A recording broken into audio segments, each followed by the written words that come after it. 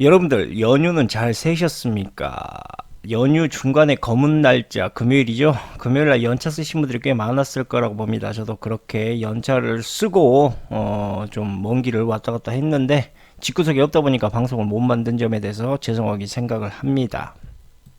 자, 오늘은 무슨 이야기를 할까?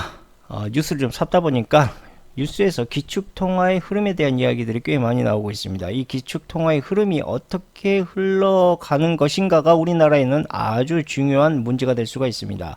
우리나라 같은 경우는 뭐 수출에 의존하다 보니까 기축통화에 거의 무조건적인 영향을 받고 있다고 봐야 되겠죠. 그리고 여러분들이 이 기축통화의 흐름을 알아야 앞으로 한국에 어떤 포지션으로 투자를 할 건지, 또 해외 투자를 어떻게 할 건지 뭐 개념이 좀 잡히지 않겠습니까? 그래서 여러분들이 현재 가장 근심하고 있는 이 화폐 흐름에 대한 달러, 즉 기축통화의 움직임에 대해서 좀 이야기를 해볼까 합니다. 올 초만 우리가 좀 보더라도 중국 경제에 대해서 상당히 민감한 반응을 우리나라가 보였지 않습니까? 중국이 상당히 부동산에 대해서 고전을 면치 못하고 있었고, 또한 그 어떠한 경기 부양책에도 전혀 움직이지 않았던 중국의 경제, 여기에 미국과의 또한 긴장이 고조되고 또한 대만 전쟁의 우려까지 생기면서 거의 모든 투자자들이 중국에서 발을 빼거나 투자를 축소하고 있는 그러한 흐름을 보였습니다. 그런데 이것이 최근에 갑자기 바뀌는 추세입니다. 그 이유는 너무나도 자명한 것입니다. 투자자, 즉 경제의 바퀴벌레라고 말하는 애들, 얘네들이 중국 경제 전망이 개선된다라는 냄새를 맡았기 때문이고, 중국 같은 경우는 현재 새로운 주택 시장을 지탱하기 위해서 많은 돈을 쏟아붓고 있습니다. 그래서 이 투자자들이 새로운 중국의 부동산 바람의 붐에 현재 바람을 타고 있다. 그래서 이 중국의 부동산 흐름이 완화되면서 현재 최악의 상황은 끝나가고 있다라고 이렇게 투자자들이 판단을 하고 있고, 또 그렇게 중국의 부동산 시장에 돈을 쏟아붓고 있는 흐름이 보이고 있다라는 겁니다.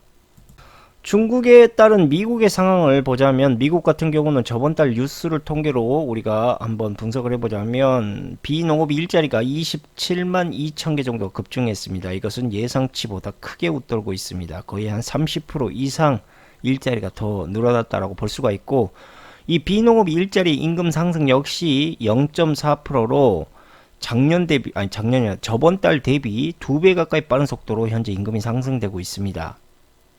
그리고 실업률 같은 경우는 2년 만에 4%에 안착을 했고, 대략 40만 명의 사람들이 노동시장을 떠났습니다.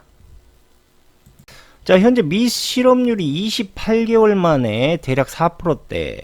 그러나 반대로 일자리는 급증하고 있습니다. 실업률도 뭐 고작 0.1% 정도 상승한 것 뿐입니다. 그에 반면에 연간 임금 상승률이 계속 가속되고 있죠.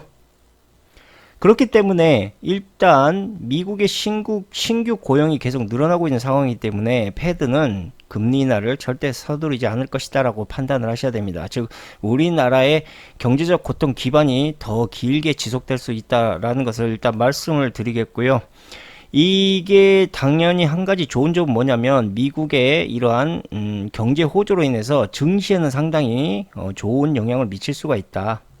어쨌든 지금 경제 전문가들이 예상했던 것들을 다 크게 빗나가고 있는 고용 보고서들이 나오고 있기 때문에, 자, 여러분들이 지금 생각하고 있는 경제 전문가들이 말하고 있는 주장과 그러한 해답들을 보고 섣불리 투자하시는 건 좀 지양해 주시라 라고 말씀드리겠습니다. 일단은 패드가 이 고용률이, 미국의 고용률이 전혀 꺾이지 않은 흐름이다 보니까 다음 달이죠. 그러니까 7월에 금리 인하를 단행할 가능성은 매우 낮아 보인다. 혹시 모르죠. 얘네들 생각이 어떻게 바뀔지는. 그러나 흐름으로 봤을 때는 뭐 거의 그럴 가능성이 없다라고 보고, 그럼 언제쯤 금리 인하의 방향성이 다시 그 기조가 생겨날 것이냐라고 보면 올해 10월, 더 늦으면 올해 연말 한 12월 정도로 아마 이 금리 인하의 가능성이 다시 늦춰질 가능성이 매우 높다라고 여러분들이 보셔야 됩니다.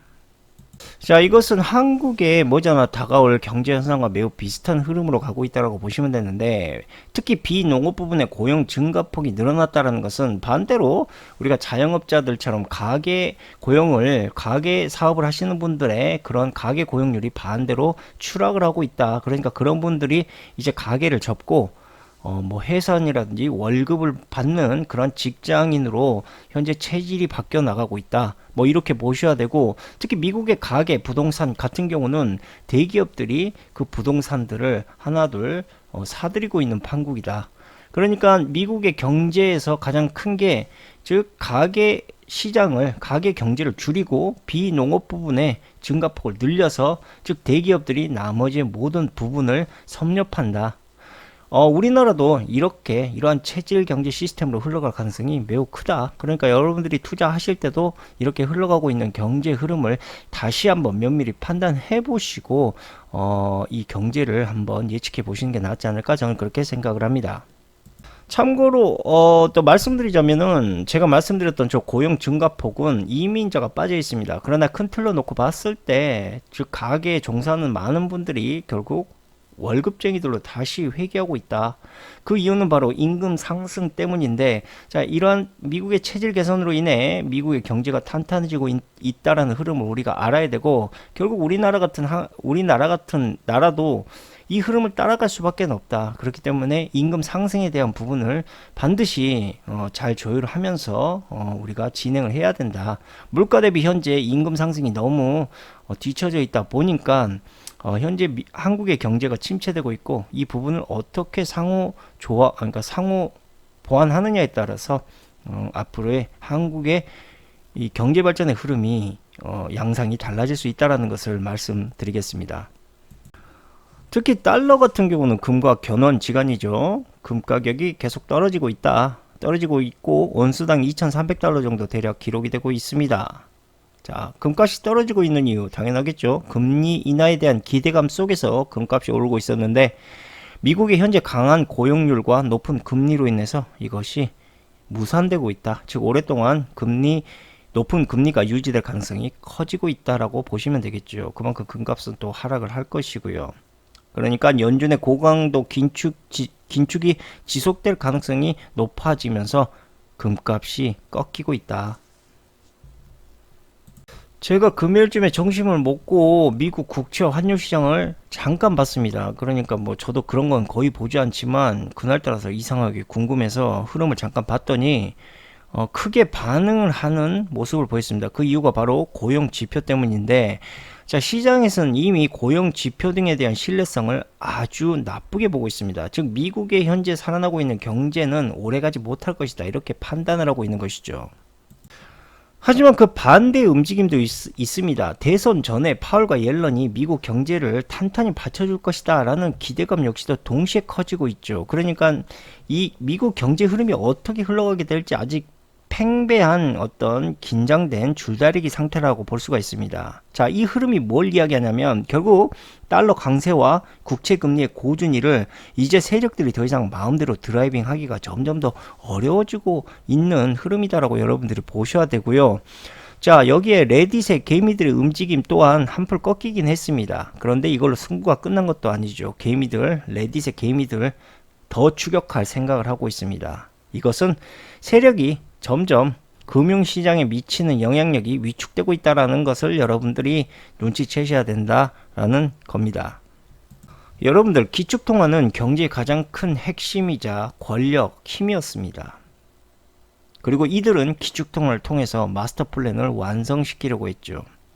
즉 마스터 플랜을 완성시키려면 근본적인 시장의 변화를 그들의 손에 의해서, 그들의 힘에 의해서, 그들의 권력에 의해서 만들어내야 합니다. 하지만 어떻습니까? 지난 2년 동안 급격한 고금리 시대를 더 이상 코로나든 뭐든 별의별 걸 다 끌어와 가지고 고금리 시대를 만들려고 그렇게 노력을 했지만 이제 더 이상 유지해갈 명분이 없어져 가고 있습니다. 그래서 지금의 금융 엘리트들이 가장 크게 고심하고 있는 것이 어떻게 하면 금리 인하를 추진하지 않고 금리 인상을 가장 길게 오래 끌 수 있느냐. 즉 미국 경제가 그렇게 함으로 살아날 수밖에 없게 만드느냐. 그러니까 페드가 장기간 금리 인상을 유지하고 있는 것 역시, 또한 물가가 미친 듯이 치솟고 있는 역시, 자, 그것을 더 오래 유지하기 위해 인위적으로 만든 계획이다. 그럼 이들은 무엇으로 지금까지 이렇게 더 오랫동안 유지되거나 반등되게 만들고 있는 것인가? 그것이 바로 지정학적인 분쟁과 전쟁이다. 지금 끊임없이 전쟁이 하나 터지고 또 다른 전쟁이 일어나고 있는 것이 결코 우연은 아니다. 그 고질적인 저들의 전쟁의 지정학적인 문제로 인해서 공급망, 물류 경색이 완성되게 되고 그들이 원하고 있는 인플레 기조의 경제가 장기간 지속되게 만들고 있는 것이다. 그리고 미중 갈등과 이념의 논리적 경제 디커플링 역시 계속 확장시켜 가면서 세계적인 무역 갈등과 관세 전쟁을 부추기고 있는 건 역시 이와 마찬가지다. 그리고 이들은 가장 우려하고 있는 것이 바로 은가격인데, 은가격으로 현재 낮아져 버린 은가격에서 공격적인 레딧의 개미들이 은 시장을 공격하는 문제를 현재 가장 크게 걱정하고 있다. 그리고 그 세력을 막아내기 위해서 JP 모건도 10년 전부터 은을 꾸준히 모으고 있었다라는 정보가 레딧에서 돌고 있다. 오늘 방송은 여기까지 하도록 하고요. 미국의 기축통화의 가치는 금과 은에 연동되어 있지 않습니다. 그들이 근본이제를 버린 순간부터 달러는 금과 이별을 한 것이죠. 하지만 그렇다고 전혀 그 가치를 무시할 수는 없습니다. 그 가치는 결국 금과 은이 가지고 있는 만큼의 달러는 근본의 가치를 가지고 있지 않기 때문이죠.